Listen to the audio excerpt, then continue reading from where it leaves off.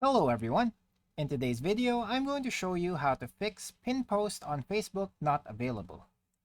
Now first, what you need to do is to check the post type and ensure that the post you're trying to pin is illegible. Some post types like shared posts from other pages might not be pinnable. Next, make sure your Facebook app is up to date, as sometimes outdated versions can cause features to malfunction. You can also try clearing your browser's cache and cookies if you're using Facebook on a web browser. This can resolve many technical glitches. Next, you can also verify that you have the necessary admin rights if you're trying to pin a post on a Facebook page. Remember that only admins can pin posts. Next, if the issue persists, try uninstalling and reinstalling the Facebook app. This can often fix bugs and restore missing features.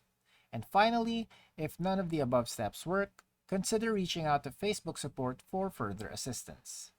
And that's it for today. Thanks for tuning in, and I'll see you next time.